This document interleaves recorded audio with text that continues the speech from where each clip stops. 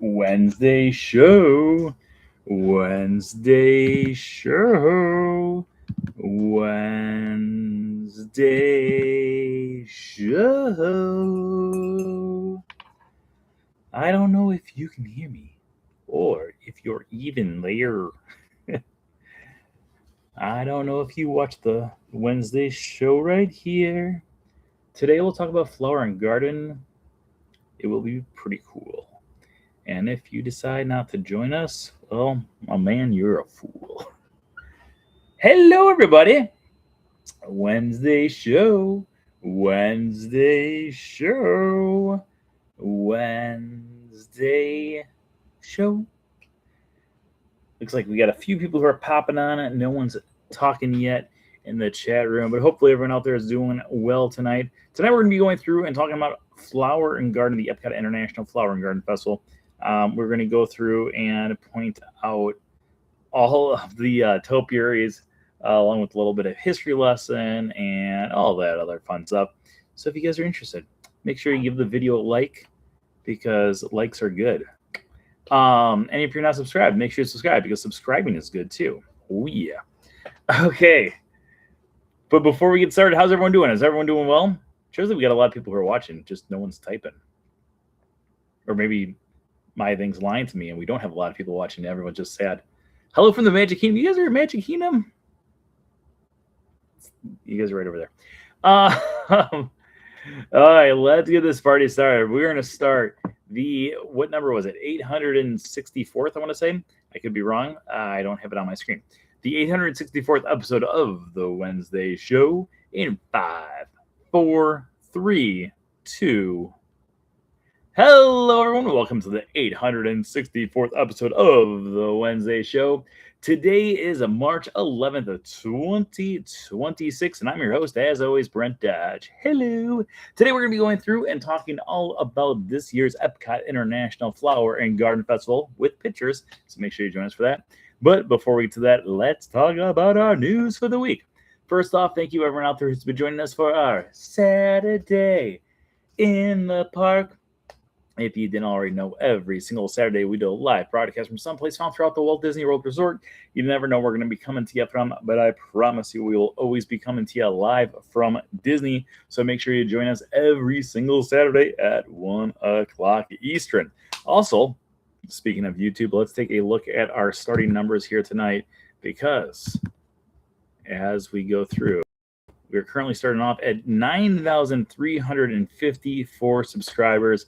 As always, if we go into more subscribers as the evening goes on, we will go into extra innings as well. And if you're also watching, give the video a like because that'll make more people come see us. And that way we'll get some more subscribers and then we'll get into more extra innings and then we'll get more likes and then we'll have it so those people will be like, hey, you know what? That's going to promote it more and we're going to get more subscribers and we're going to just keep on talking and talking and talking until the end of days. But 9,354, we are currently 6,466 subscribers away from our 10,000 subscriber. So by the end of this evening, hopefully we will be at 10,000, but most likely, hopefully we are at 645 away. That would be best. Okay. And of course, as always, tonight's episode is sponsored by our Patreon pals. If you're one of our Patreon pals out there in the chat room right now, give us an oh yeah. Okay, so let's get this party started because we've got a lot of pictures to go through and talk about. But we're going to talk all about the Epcot International Festival, or not Festival of the Arts. Oh, I miss Festival of the Arts. We're going to talk all about the Epcot International Flower and Garden Festival. Now, the Epcot International Flower and Garden Festival, we've gone through and we've talked a little bit about the history of this festival, but let's just do a quick little recap for those people who are joining us that have never joined us for our recaps of how on earth these Epcot festivals started off. So let's go all the way back to the year 1982. Back in 1982, October 1st, 1982 to be specific, we had a brand new theme park here in Central Florida known as Epcot, or Epcot Center as it was known in those days. And Epcot Center was a brand spanking new place. It had it so more and more people were going through and visiting Walt Disney World, not for one day, not for 2 days, but sometimes 3 days they would spend at the lovely parks here or going around and shopping and just kind of enjoying the vacation kingdom found here in Central Florida. Now, as all of this stuff was going on, things were amazing at Magic Kingdom, things were amazing at Epcot, and attendance was high at both locations. Enter the year 1989. Now, on May 1st, 1989, to be as specific as possible, we open up our third theme park over here at the Walt Disney World Resort, being Disney MGM Studios. Now, all of us know it as Disney's Hollywood Studios, but at that point, it was known as Disney MGM Studios. Now, when Disney MGM Studios would open up on May 1st, 1989, something began to happen right down Crescent Lake. Crescent Lake's the little river or the little lake that goes between Disney's Hollywood Studios and Epcot. But when Disney's Hollywood Studios would open up, all of a sudden there was a little less attendance going to Epcot. At that point, we still had a ton of attendance at Magic Kingdom, but Epcot's attendance started to go down a little bit, mainly due to the fact that all these people were now piling over to this brand new park. That's not to say like Epcot was empty, but Epcot's attendance did drop down a little bit. Right around that same time, about a year later, there was another theme park that would open up in Central Florida. We don't talk about that theme park, but it rhymes with Universal Studios. And with this other theme park, it started to become clear that Epcot may not be the most popular park in Central Florida. So Magic Kingdom would still be reigning at number one. Epcot was still at number two. It just was not hitting the same numbers that was hitting before 1989 with the opening of Disney's MGM Studios and Universal Studios. And when those two parks open up, the attendance just went down a little bit at Epcot. So Disney started to think of brand new ways that they could bring more and more people into Epcot to have it so they would have more creative ways on why they should go visit this park. And yes, at this point, they did have a few new attractions since opening day, but there was nothing really new opening up at Epcot since the opening of Disney MGM Studios. So one of the things that the Imagineers and the horticulture team decided to do to bring a little bit more attendance to Epcot was by creating a festival. And this festival would be known as the Epcot International Flower and Garden Festival. And this would bring people into the park in new ways and have it so they wouldn't have to build anything new, but they would help bring the attendance up because there would be something new at the park for people to go see. So when they did this, the Epcot International Flower and Garden Festival became a massive hit. So big of a hit in 1994 that they would open up their second festival later on that year. At that point, it was known as Holidays Around the World. Now we know it as the Epcot International Festival of the Holidays, which happens, well, it's been known as that since 2016, 14, 17, somewhere around there. As time would go on, a few years later, we would also get the Epcot International Food and Wine Festival. And then, of course, in 2017, we got the Epcot International Festival of the Arts. So all of these different festivals started to go through and it became a massive hit. And it had it so Epcot became a park not just known for World Showcase or Future World, but it was also known for the festivals. In fact, if you talk to a lot of people, I've talked to people who are like, well, there's no festival at Epcot this week, so why should you even go? That's actually the best time to go because the attendance is low. So that's just my little tip for you. If you are around and there is not a festival going on at Epcot, that's when you should go to Epcot. I enjoy the festivals a lot. My favorite festival is the Epcot International Festival of the Arts, followed closely by the Flower and Garden Festival, and then the International Festival of the Holidays, followed by Food and Wine. I'm just not a food person, so it doesn't make sense to me on why I would spend a lot of time there. But at the same time, I do enjoy it. I just don't enjoy it as much as the other ones. So with that long history lesson behind us, let's talk a little bit about the present festival. So what we're going to do today is we're going to go through and take a look at every single topiary. We've got pictures that we're going to be popping up on the screen here, but we will take a look at every single topiary that is found at this year's Epcot International Flower and Garden Festival. I was going to say Flower and Food Festival. I was like, that doesn't make sense. The Flower and Garden Festival. So while we go through here, if you guys have any questions in the chat room about different things dealing with the Flower and Garden Festival or the festivals in general or Epcot in general, throw them out and we will go through and answer any and all questions as we go through here.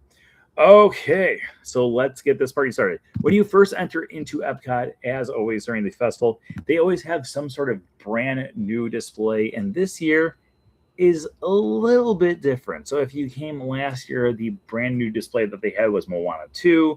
The year before that was Encanto. The year before that, it's always kind of about whatever the brand new film was that was released with Disney. This year, they decided to do something a little bit different. Now, when you first enter into the park, you will have this of we've got the three sheep, Billy, Goat, and Gruff.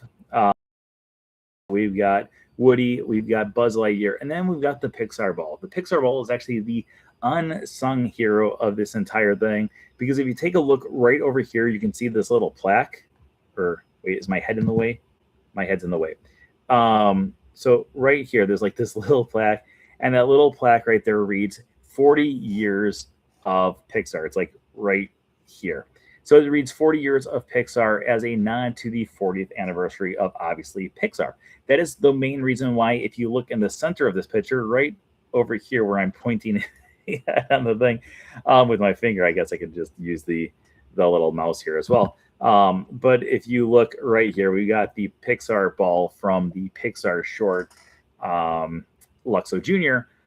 And this is actually our giant contribution to 40 years. Oh, I guess I didn't even notice there's a 40th over here too. I was looking over at this one right here. Well, we got a 40th one right here too. So in honor of the 40th anniversary of Pixar, Toy Story is going to be our central focus of this year's festival. I am not going to lie, I am a little bummed that we do not have a new festival centerpiece like we have every other year. But at the same time, I do like the fact that they did bring the ball here because we've never seen that out there in topiary form. It's cool, but at the same time, it's a ball. So it's not the most exciting topiary that they've ever had. But while we go through here, every single time that they do have a Pixar thing represented, there is one of these little things kind of hidden. I don't know if they're in every single one of the pictures that we're going to show you tonight, but they are in quite a few pictures. And if you follow me on Instagram, this is the picture we posted earlier today with the caption, "You've got a festival in me." Do, do, do. So this is going to be as soon as you walk in. Now, right behind it, if you look right here, you'll see that this plant looks like it bolts out just a little bit and then comes down. That's actually not a mistake. That's actually a different topiary that's behind there. So if we go to the next topiary, we've got our good old friend Lotso Huggin' Bear, along with this really nifty little windmill, which I kind of like. Again, here we do have a little thing that says 40 years of Pixar. Again, if you've ever gone over and you've seen Lotso during one of the festivals, he made his original debut back in 2010 at the same year that Toy Story 3 debuted in theaters. And at that point, all of the Toy Story characters, with the exception of Bo Peep and the Three Sheep, all of them made their debut up in the American Adventure Pavilion. And Lotso, he smells like strawberries, just like he does in the film. So if you go over there, you can go smell Lotso and you can get a little whiff of strawberries. Okay, moving on to our next spot here. We're going to be spending the front part of this in the front part of the park, and then we're going to go over to World Showcase. We're going to kind of go in the way that I think kind of makes the most sense to look at all of these, but at the same time, we might be jumping around just a little bit while we go through here. Okay, so this is going to be Lightning McQueen and Mater, obviously from the Cars films. Again, over here, we've got the 40th anniversary things, celebrating 40 years of Pixar. But these two have kind of gone on a nice little journey as well. Now, like we said, the Toy Story characters originally made their debut mainly back in 2010 with Lotso and the Toy Story 3 films. These ones would make their debut right around the time of they originally debuted a few years before before Cars 2 came out. But when Cars 2 came out, that's when they kind of made more of a presence in the park every single year. And they actually made their way up to the Japan Pavilion, mainly due to the fact that in Cars 2, they go to Tokyo. Now, at that point, they also had a really cool event that happened during the festival, which I really loved. They had a race around World Showcase, and the race around World Showcase featured a sticker book that you would go through with Lightning McQueen and Mater and race around the entire World Showcase, collecting different stickers, and at the end of it, you get a prize. It was kind of like how they do the scavenger hunt right now with Buzz the Bee, or Spike the Bee, not Buzz the Bee, Spike the Bee, or they're doing the egg extravaganza right now as well. When they go through and have these different things, you get a prize at the end. At that point, the prize was not as exciting, but at the same time, it was a free activity, and it dealt with the entire festival. But these two have now made their way over towards Connections. This is going to be Guardians of the Galaxy in the background here, and this is Connections Eatery right here on the left-hand side. Right around the corner over by Mission Space, we've got Stitch.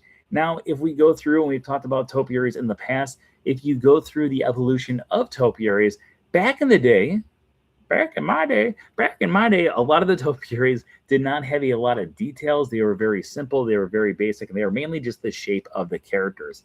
Stitch is one of the ones who has not really had a big evolution throughout the years, and had it so we get more and more details, making us know exactly who it is, but at the same time, the look of him is distinctly Stitch.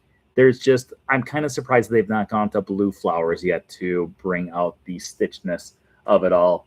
Stitch, along with Buzz Lightyear, have switched spots here in front of Mission Space throughout the years. So if you've ever gone over here and you're like, wait a minute, I've seen Buzz Lightyear before, you probably have, because Buzz Lightyear has been here a lot of times, but Stitch has also been here quite often as well. If we have the Woody and Bo Peep topiary at a different location in the park, then Buzz is usually here. And if they're all together, then we have it so Stitch will be here instead. So sometimes we'll get Stitch, sometimes we'll get Buzz. I personally think the Buzz Lightyear one's a better looking topiary, but at the same time, I do like the Stitch topiary. I think it's cool, and I like the fact that it is one of the more basic topiaries that we are not used to seeing. All right, moving on to our next one. Our next one is one of our more recent topiaries that have been added. Unfortunately, today there was a long line of people trying to get a picture with this one. They actually have a PhotoPass person for this one.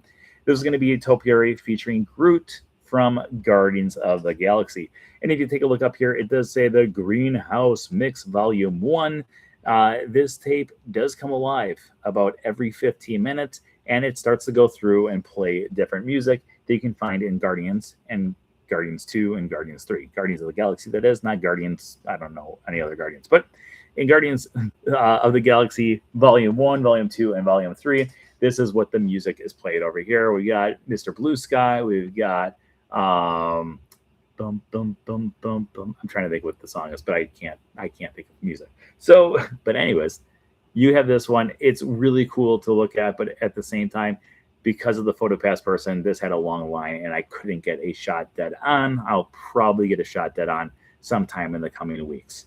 All these pictures, by the way, were taken today, mainly due to the fact that I have not had enough time to really go explore the festival. Life has been kind of hectic. And I went over to do a video. We're going to do our live feed this past Saturday from it. But one of my friends had their birthday, and I met up with them, and they said they want to go on Frozen at the same time that we did our Saturday in the park, and that's why we did Frozen instead of the festival. But we will be doing the festival in upcoming Saturday in the parks, so watch out for those as well. Our next one is going to be behind the creation shop. That's going to be this shop right here. And then if you look over here, that's going to be the playground. And then right behind us is Test Track over on this side, and Mission Space on this side, and Guardians on this side. A lot of people have been making fun of this topiary this year, and I don't really get why, because this is Monsters University. This is not Monsters Inc., but people have been making fun of the way that Sully looks. They're like, Sully looks way too skinny. That's not how Sully looks. It is how he looked in Monsters University, though.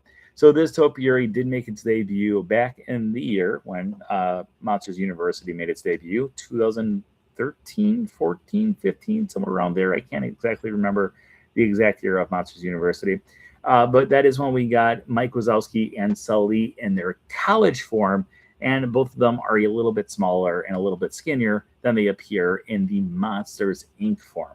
So we have seen them in Monsters Inc. topiary forms before as well, but they decided to bring back this one, which has not been around for about 10 years now, to celebrate, again, the 40th anniversary of Pixar. If you look over here, we've got that little plaque yet again saying celebrating 40 years of Pixar. I was going to say Monsters Inc., but Pixar. So 40 years ago, Pixar. And then we got Sully and Mike. One of my favorite things about this area, though, is if you take a look at the bushes in the background, you can see that they all have faces as well, which I just think is such a clever little thing. These are not the only ones, they're everywhere. So just if you get a chance to go over to the Epcot International Flower and Garden Festival, make sure you take a look around at these different things to really pay attention to the details and get your scare on. Also, we will be going through and showing the entire surroundings. Like I said, we're going to be doing live feeds of these in the coming up weeks. So make sure you watch out for our live feeds of that as well.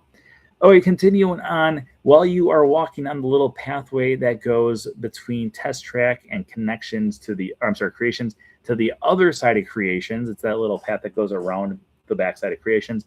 At the end of it, we do have Bambi, Flower, and Thumper from the movie Bambi. Now, these three have gone through a whole lot of changes throughout the years. These guys actually originally made their debut at the Butterfly Garden because if you remember in the film, we have it so Bambi, one of the first characters or one of the first things that he actually interacts with in the film is a butterfly. So it just makes sense that they would put him in the Butterfly Garden.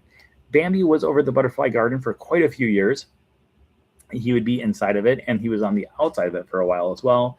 And he was also joined by Thumper and Flower. Now, eventually, those guys would get kicked out for Tinkerbell and her fairy friends, and then eventually they would get kicked out as well for Bambi yet again. Now, eventually, Bambi would make his way up to the Canada Pavilion, mainly due to the fact that they figured Bambi is kind of a more naturey feeling film.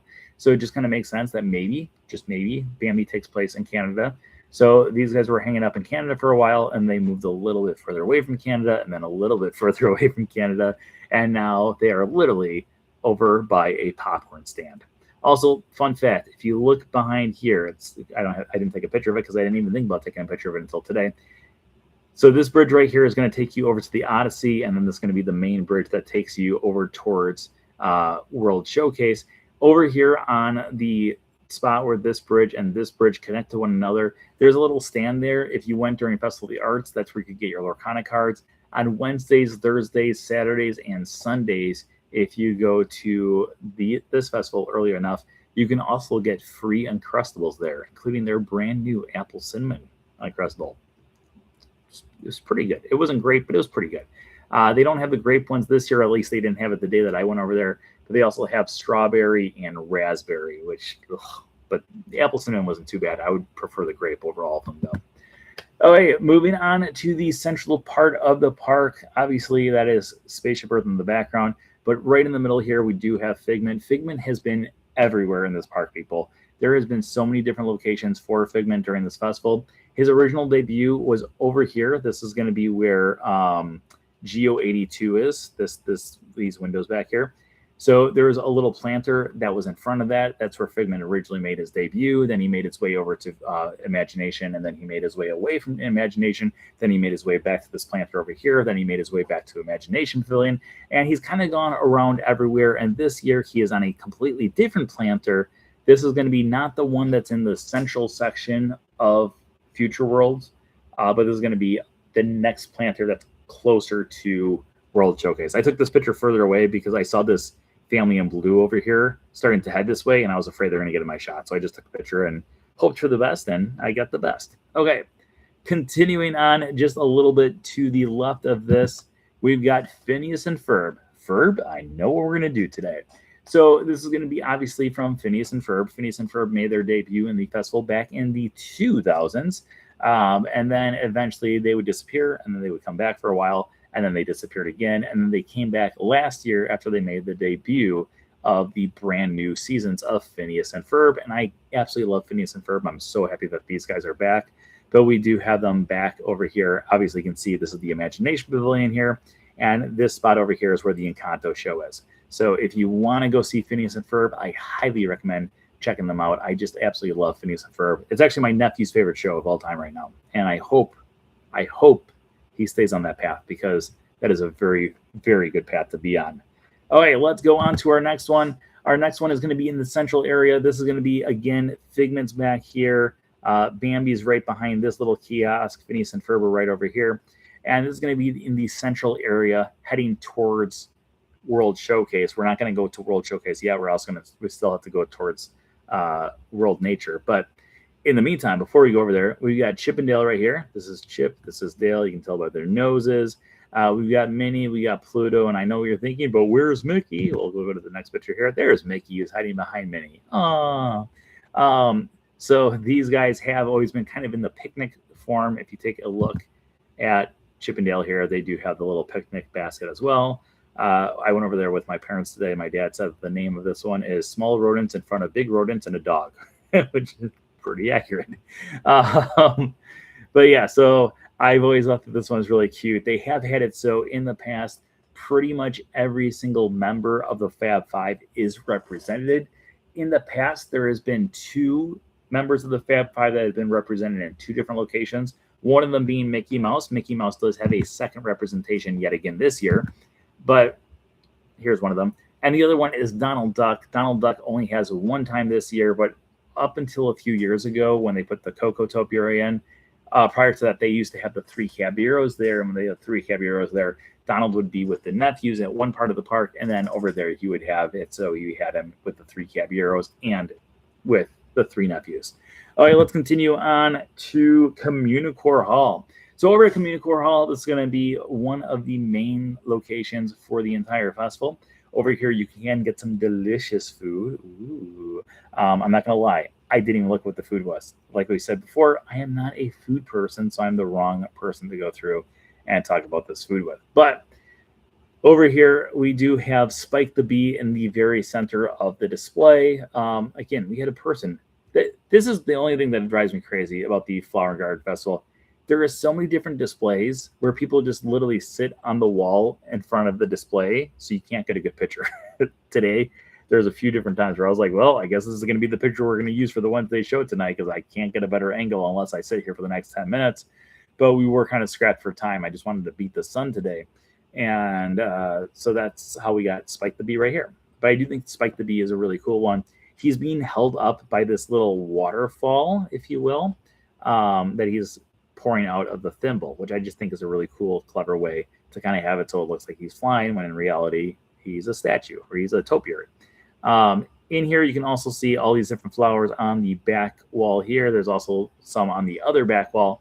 And it really reminds me of the flower scene from Alice in Wonderland. All right, moving on to the outside. This is a really nice, weirdly cool tribute to Dinoland USA. Oh, okay. So if you watch my YouTube video yesterday, I think it was the one that I uploaded yesterday, I did a YouTube video where we took a look at the construction going on for Tropical Americas. And one of the things that I did point out in that was you can see that part of the Cretaceous Trail has disappeared. Now, the Cretaceous Trail, wait a minute, we got a book right here. Let's open up the book to the Cretaceous Trail chapter. That's a great idea. Oh, Cretaceous Trail, Cretaceous Trail. Okay. When Disney's Animal Kingdom opened, the Imagineers wanted to give guests the opportunity to explore the parks in more unique ways than they had done in the previous parks that they had created. One way they could achieve this was by creating various trails throughout the lands in the park that would not just give guests a quiet place to relax, but would continue to surround the guests and their story that was occurring in the land. When it came to Dinoland USA, they knew they would create a path that would feature dinosaurs, since guests would be expecting to see dinosaurs practically everywhere they went in the land, but they decided to increase the experience in a way that most guests would most likely never notice. A group of horticulturists set out to gather plants that still existed from the late Cretaceous period. While the dinosaurs may have gone extinct, the plants that are present on the trail would be the same types of plants that existed when dinosaurs roamed the earth. When the pathway first opened, the area consisted of a few benches and a few statues of dinosaurs that gave guests the opportunity to get away from the hustle and bustle of the rest of the park. It would remain that way from when the park opened on April 22nd, 1998 through May 24th, 2018. On May 25th, 2018, Donald's Dino Bash would take over Dinoland USA, and with that addition to the land, the Cretaceous Trail would get its only facelift throughout the years by adding 2 different character meet and greets locations, one for Daisy Duck and other for Chip and Dale. So the Cretaceous Trail would feature plants that would have existed in the late Cretaceous period. And with those being uprooted, I'm 90% positive, I could be wrong, but I'm 90% positive that some of these plants that are found here are plants that they actually uplifted from the Cretaceous Trail over at Dinoland USA, and they brought them over here. So if you look all around, we've got dinosaurs. We got dinosaurs here. We got dinosaurs here. We got these little dinosaur statues over here. We got another dinosaur statue over here. We got a few more that are over here and a few more that are off camera as well. And so I believe what they did was they decided to pay tribute to the late Cretaceous period and some of the plant life that existed back in that day, and also paying tribute to Dinoland USA. I could be wrong, but I'm pretty positive that that's exactly what's going on, because some of these plants look very familiar to me, and that's probably because I spent a whole lot of my life over the last 2 years looking at the Cretaceous Trail in Dinoland USA. Also, my book's now available. Okay, little plug there. All right, let's continue going around this area right here. I didn't realize there's a child in this photo. Ignore that child's face. We've got Donald Duck here, Donald Duck with the sunflower and then Spaceship Earth in the background. And then on the other side of the trail, we do have Huey, Dewey, and Louie. These are all going to be found right outside of the land pavilion. So if you go down the land pavilion, on the left-hand side is where we're going to have our Donald Duck, and on the right-hand side is where we're going to have Huey, Dewey, and Louie. Overall, Huey, Dewey, and Louie did come into the festival about 10 years ago now, and I do think that these three are one of my favorite additions that they've had, mainly due to the fact that I'm a huge Uncle Scrooge and Huey, Dewey, and Louie fan and DuckTales fan, and anytime that they incorporate these characters into the park, I am extremely happy. In addition to that, we do have our Butterfly Landing. The Butterfly Landing has had many homes throughout the years, just like the Bambi and Thumper and Flower topiaries that we were talking about earlier. But they've had many different locations for the Butterfly Landing, and now it seems to be a permanent fixture here next to the Land Pavilion, kind of between the Land Pavilion and Journey into Imagination with Figment, and I'm extremely happy that it is still there. Outside, we do have a few topiaries that look like butterflies as well. But if you go inside there, we do have it so you can go through and you can see different butterflies that have hatched from their cocoons or chrysalis, and they are flying around and waiting for you to interact with them and make a new butterfly friend. Yay! Going around the corner over towards the Imagination Pavilion, we do have Mufasa right here, Sarabi right here, Rafiki right here, and baby Simba up here, and a bird that just, it's up in the air. Overall, this has been one of my favorite topiaries that they've had throughout the years. This one originally made its debut back in 2011, I want to say. Don't quote me on that, but I'm 90% positive it was in 2011. And it was originally found over at the African Outpost. Now, the problem is when they debuted it up in the African Outpost, they had it so it was kind of in the woodsy area, so most people would just walk on by without ever realizing that it was there. And then towards the end of the festival, I remember more and more people actually noticing it. I remember taking pictures of the first day, and people were like, oh, that's kind of cool if that's right there. So eventually what they did was they moved it to the location where our next topiary is going to be, which we'll get to in just a second. But they kept it over there for quite a few years, and now this year they've moved it a little bit closer to the monorail track. This is the monorail track that's right here. These are the restrooms that are by Communicore Hall. This is the popcorn stand where I get my popcorn. And then right behind us is where we have the Journey into Imagination with Figment. Okay, so this one was replaced by the Encanto one. Ooh, I really like the Encanto one. We got Luisa, Mirabel, Isabella, and Antonio here. And this is going to be just kind of to the right-hand side of where that last one was. If you go to the right-hand side over by where this person is, right over here, just a little off camera, we have it so that's where the Encanto show takes place. And this is going to be the building for Communicore Hall back here. So overall, I've always really liked this one. This originally was found at the front of the park shortly after Encanto made its debut. And then the following year, it made its way into the entrance area of Olive World Showcase, which I think is going to be our next picture. Maybe it's in two pictures. But it took us over there to the entrance to World Showcase. And then this year, they have moved it over here, which is a very fitting place to move it to, mainly due to the fact that this is where the Encanto show is. So it kind of fits in with the theming of what's in the area. And it's kind of fitting that this one's over here with the Land Pavilion around the corner, because we used to have the Circle of Life show in the Land Pavilion, but now it's where Awesome Planet is. Okay, so there's our Encanto one. Let's move on to our next one. This is going to be found at the little crosswalk of 3 bridges that takes you to 3 different locations. This way over here is going to be taking us towards the main bridge that connects the front of the park to the back of the park. This is the little side path with the Imagination Pavilion over on the right-hand side. And then the path that's right behind me here is going to be the one that takes you towards the Imagination Pavilion, the Land Pavilion, and such. Last year, this is where they had the Inside Out 2 display. I don't know if you remember this, but there was like little orbs there, and each one of them featured different colors and different plants. And those different plants represented plants that were joyful, plants that were sad, plants that were angry. It was a really cool display. But obviously, they took that out because it was for Inside Out 2, which had just come out the previous winter. So this year, we've got fruit. So if you look right here, this is a cherry. So these are cherries with little cherry stems coming out. This is an orange with a little leaf coming out. And this one right back here is grapes with little grape leaves. Overall, I think it's pretty cute. I don't think it's the greatest topiaries ever, but at the same time, I give them an A for effort. Okay, heading up towards World Showcase one last time. This is going to be on the path between the Figment Pavilion and where the poutine is sold. This is going to be Goofy. Goofy's been out here for quite a few years now. He is currently blowing these dandelions, which I just think is a great thing. If you were at Disney about, I don't even remember what year it would have been, but when they had the World Cup was the big thing during that one year. I can't think of which year it was. The World Cup's every 4 years, or is it every 8 years? I don't remember. But they used to have it so Goofy was in the central area on this bridge right here behind us.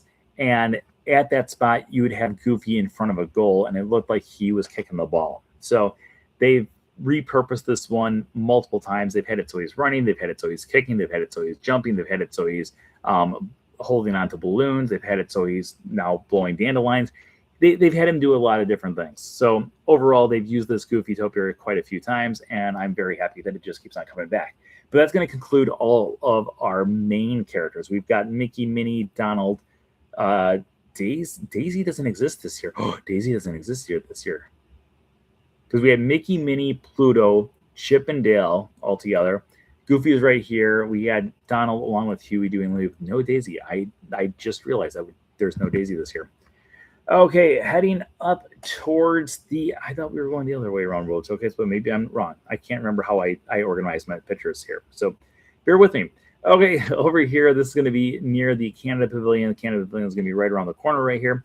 But this is going to be the Miss Piggy along with the Kermit the Frog topiaries. These ones made their debut back in 2014 when Muppets Most Wanted made its debut in the theaters, and Miss Piggy and Kermit have just stuck around. They keep on moving from pavilion to pavilion. They originally made their debut in the Germany Pavilion over by the train display. Then they made their way to the France Pavilion. Then they made their way to the Morocco Pavilion. Then they made their way back to the France Pavilion. And then for a while there, they were between the France and Morocco Pavilion. And now we've got them over here. This is going to be the spot where we used to have Bambi, Flower, and Thumper hanging out for the last few years. But we've got Miss Piggy along with Kermit the Frog. And I think both of these topiaries are amazing. And I know that the Muppets are starting to get more and more popular again ever since the Muppet Show with Sabrina Carpenter came out a few weeks ago. And if you've not seen it, I highly recommend you go and check it out because we need more episodes of the Muppet Show in our lives because the Muppets are amazing. Also, we'll have Muppets pretty soon at Rock and Roller Coaster later on this year. So just keep on giving love to the Muppets. But I love Kermit. I love Miss Piggy. Let's go to our next one. So it looks like we're going to go around World Showcase this way. I thought we were going to go around it the other way, but I didn't remember exactly how I had set up the pictures. So there's going to be the Canada Pavilion right back here. We do have our Canadian geese once again. We got 1, 2, and then there's a third one right back here. These Canadian geese made their debut 2 years ago during the festival, and they were actually back here where these people are walking.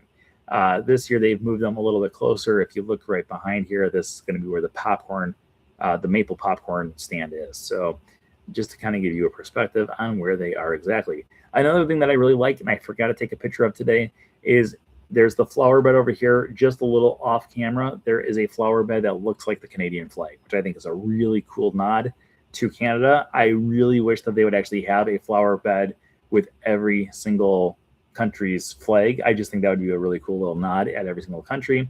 But at the same time, I know there's not enough room in most of the pavilions to do that.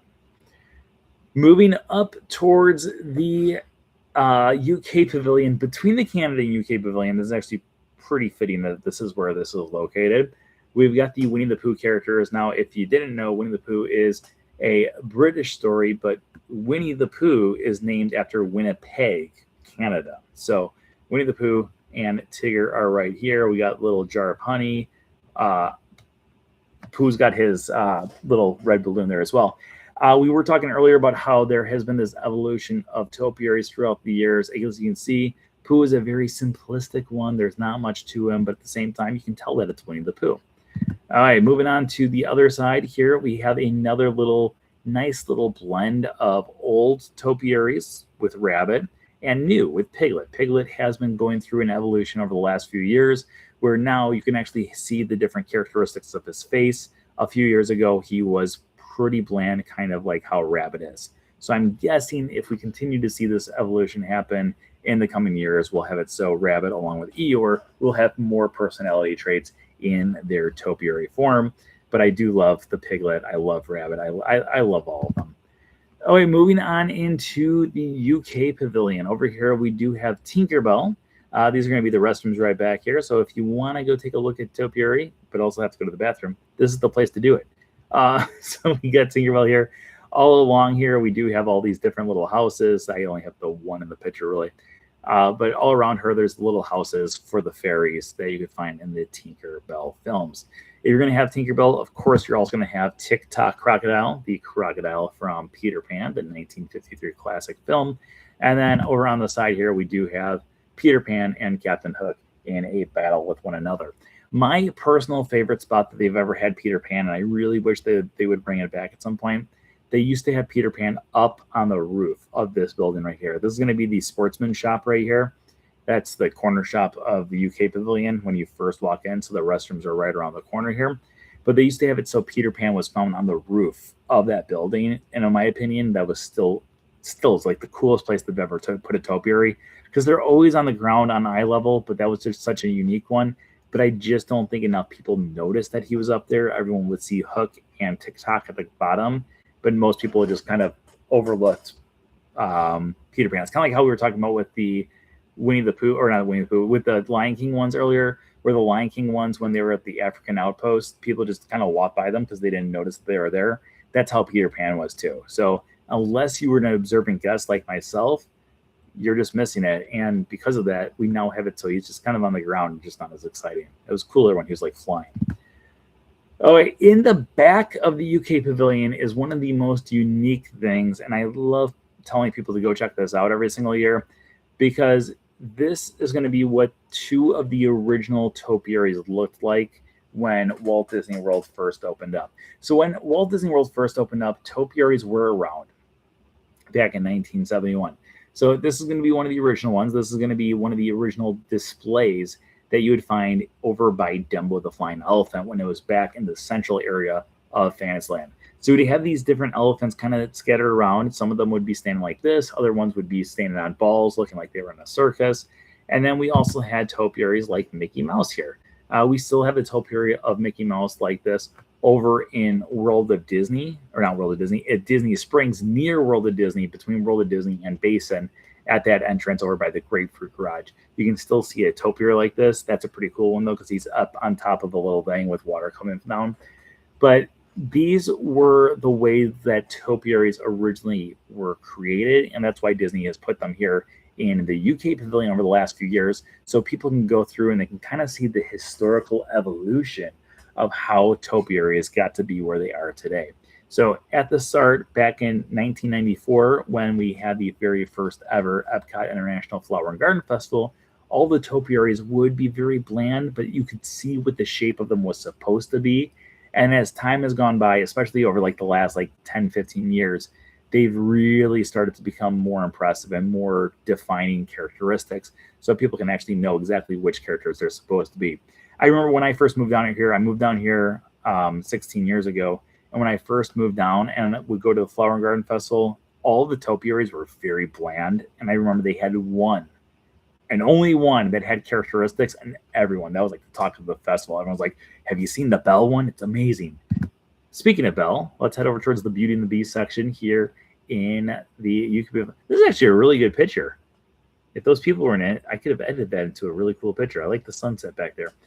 Over here, we've got Cogsworth and Lumiere from Beauty and the Beast.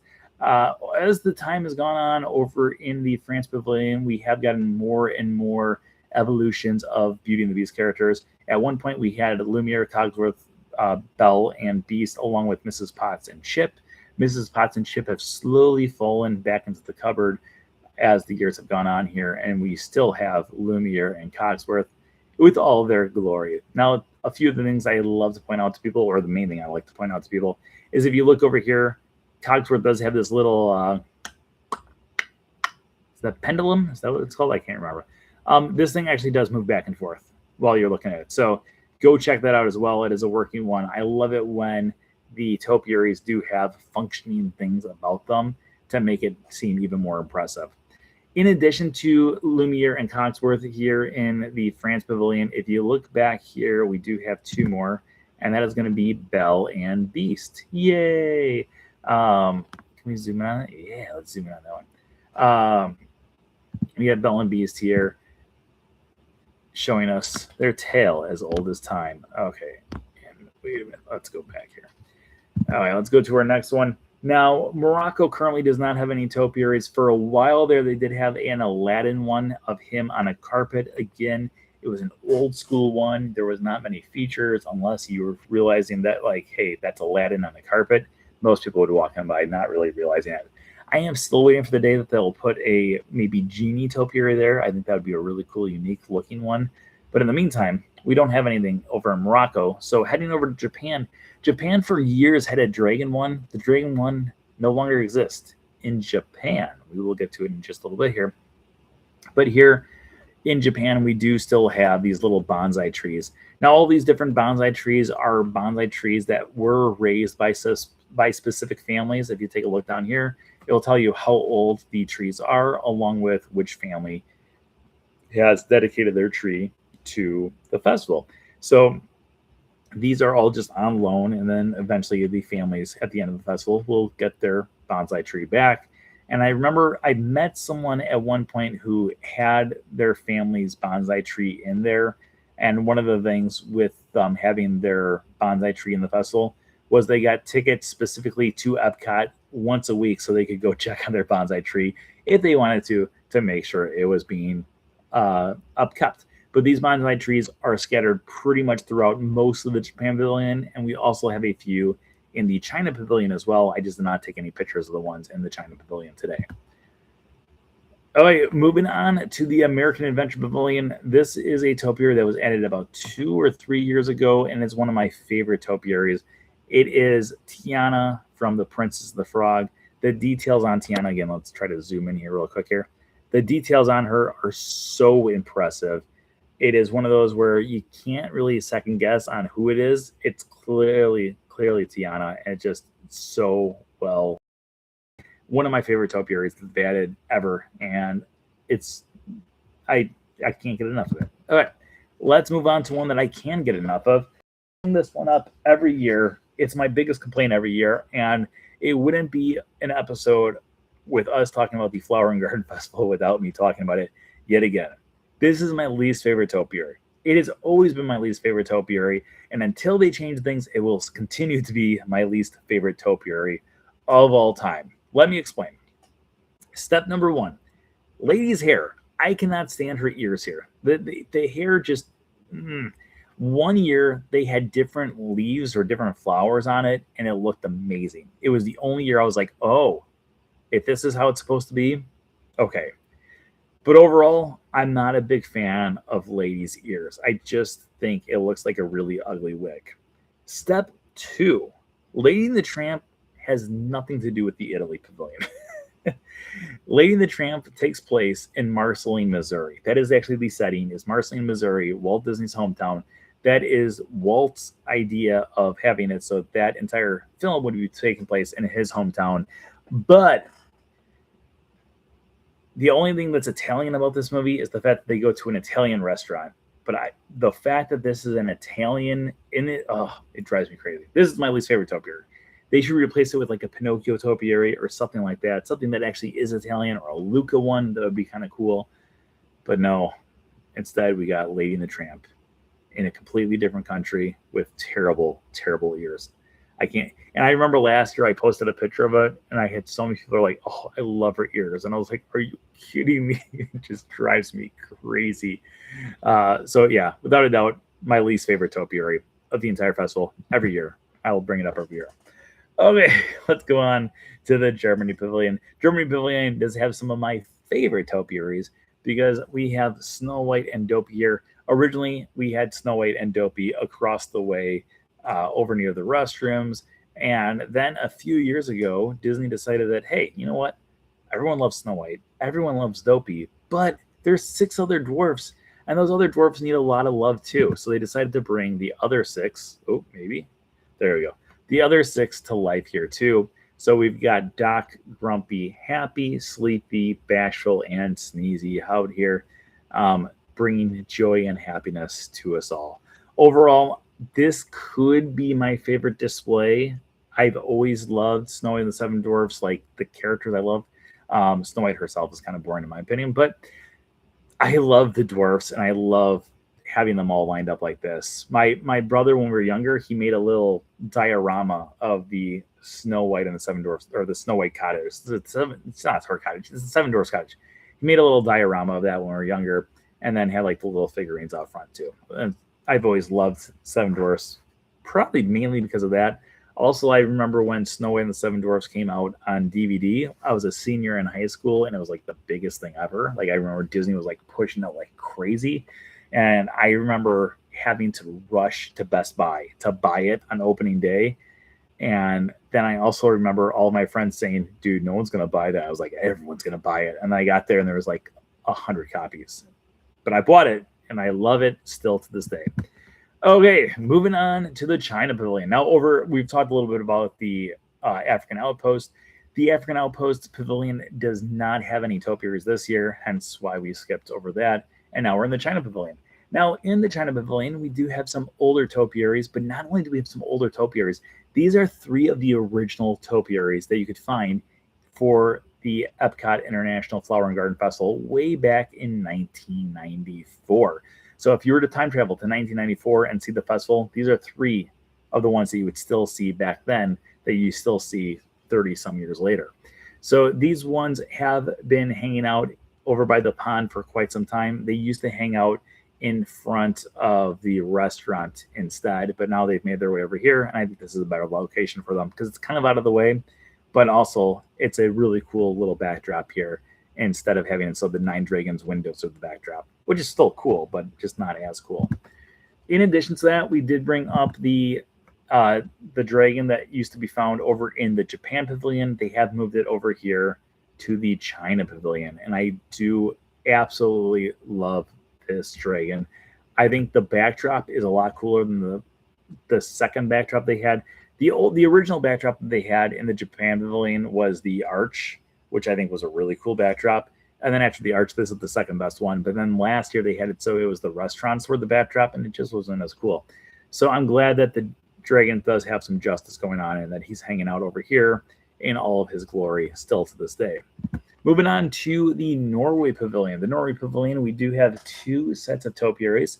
We've got Anna and Elsa. These 2 would make their debut also in 2014. Obviously, Frozen came out in 2013. It became a huge hit, and just a few months later, they quickly created these topiaries of Anna and Elsa, and then these topiaries made their way towards the entrance of Disney's Hollywood Studios for quite some time, when that park pretty much was a Frozen park for quite some time. I don't know if you guys remember Hollywood Studios back in 2014, 2015. There was an ice skating rink that was Frozen themed. There was a huge gift shop that was Frozen themed. There was a Frozen fireworks show. There was a Frozen stage show, not the Frozen stage show we have now. That was still American Idol at that point. They had a different Frozen stage show. They had so many different Frozen things at that park, and it was kind of irritating. Like by the end of that year, I was like, I'm kind of getting sick of Frozen, but I do love Frozen again now. And those topiaries went from Disney's Hollywood Studios until a few years later, they made their way back over to the festival. And they've been kind of popping up in different locations around the Norway Pavilion since then. but now they're going to hang out over by Akershus, which is this building right back here. And then over here, we got the China Pavilion. In addition to these two at the Norway Pavilion, we also have the Troll. Now, just like those pandas that we just talked about, the Troll is one of the opening day topiaries they could find way back in 1994. The only difference between the pandas and this one is the Troll has gotten a massive facelift throughout the years. He used to be very bland, very basic, not very exciting, kind of like those pandas. There was not much to him, but over the last few years, they have started to give him more and more facial features, including a brand new nose, the mouth, the eyes. He's had a little bit more of a personality put in, and it's made it a whole lot more exciting to go see him every single year. And then over by the Mexico Pavilion, like I said earlier, this used to be where the three caballeros were, Donald Duck, Jose, and Panchito. But a few years ago, they decided to bring in a Coco one. Now, this is Miguel, not Coco, and this is Dante, also not Coco. But we do have Miguel and Dante here, greeting guests. And one of the coolest things that they added 2 years ago is this became the very first topiary ever to have it so they had digital mapping. So if you go to this topiary at night, they have it so the lighting on it makes it so it's even more enhanced and makes it even more vibrant. So if you're at Epcot at night during the festival, I highly recommend going over and checking these two out because it's going to come alive in a whole lot more ways than just basic flowers. So go check it out. Our final one that we're going to take a look at is at the entrance to World Showcase. Like I said, these ones were found at the entrance to the entire park last year because Moana 2 was the most recent film that Disney had released. But this year, we do have Maui, Moana, Pua, and Hey Hey Hey. It's kind of tough to see in this picture. But we have the four of them now greeting guests into World Showcase in all of their glory. And that is our walk around all the different topiaries that are found this year at the Epcot International Flower and Garden Festival. Overall, everyone think, what's your favorite topiary? I think my favorite is the, I really like Snow White and the Seven Dwarfs. Just one of my favorites. Have you ever seen the storage area for these topiaries? I have gone past the thing. During the marathon, you run past it. So it's actually behind Disney's Animal Kingdom is where they actually store all these different topiaries at. But I've never actually been inside of it before. I think there's one tour. I don't know if it still goes on, but I know that there was one tour at one point that took you inside of it where you could go through and get like a little tour of exactly what is inside and where all the topiaries are and all that other fun stuff. Blasphemy that Epcot wasn't everyone's favorite park. Blasphemy. But it's not my favorite park either. So, does anyone out there have any questions before we wrap this up? Also, let's go take a look at our subscriber count. Have we gone up? We started off at 9,354. We got 9,355. Oh, yeah. Thank you to our new subscriber out there. Welcome aboard. Welcome aboard. I know this is probably your first flight, and it's mine too. That's Star Tours, the original Star Tours, for those people out there who are wondering. Anyone out there have any other questions before we wrap this bad boy up? Overall, this is my second favorite festival. Like I said, my favorite festival is the Epcot International Festival of the Arts. Just got back from Epcot. Love where Kermit and Miss Piggy are this year. I do too. I was just at Epcot too. I was at Epcot. I had a very busy day today. One of my friends is moving back home, so I went to see her over at Disney's Animal Kingdom. And then my parents are in town, so I met up with them to do some mini golf. And then we went over to Hollywood Studios, where we took the Skyliner over to Epcot, where we took all these pictures. We did a whole loop, and then walked to the Yacht Club and Beach Club to take a look at their Easter egg displays. One of those videos will be up tomorrow. The next one will be up the next day. And then made our way back to Hollywood Studios to our cars. And then we said goodbye there, and I made my way here to do the Wednesday show. So yeah, I was at Epcot too. Anyone else out there have any more questions before we wrap up, though? If anyone has any questions, or if you're one of those people hopping on right now and you're not subscribed, make sure you subscribe, because we are currently sitting at... It'd be so great if it went up when I do the boop-a-da-boom. Let's do the boop-a-da-boom one more time. We are currently sitting at, and raise up that number to 9,356 right now. We're on a small delay, so maybe the people who are just getting on right now are just like, we're not going to subscribe yet, but we'll subscribe right now. And no, it looks like no. That's okay though. You still have time. You have a whole lifetime to subscribe. So subscribe whenever you get a chance, but hopefully by the end of the show. Oh, hey. But it looks like we don't have any more questions out there. Let's wrap this bad boy up. As always, tonight's show is sponsored by our Patreon pals. If you're one of our Patreon pals out there in the chat room right now, give us an oh yeah. Thank you for the Patreon pals for making this show possible. Also, thank you everyone out there for joining us once again this week. Please keep on spreading the word about the Wednesday show and From Screen to Theme, and invite anyone and everyone to join the group over here on Facebook or over here on YouTube. Keep on building up the community. But until next time, I hope everyone is having a great night. Remember that anything can happen if you let it. Until next time, have a great week, everybody. Bye-bye. Goodbye now. Goodbye. Bye-bye now. Goodbye now. Goodbye. Are they gone? Are they gone? Oh, good, my cheeks are just killing me. I can't stand this kind of pressure.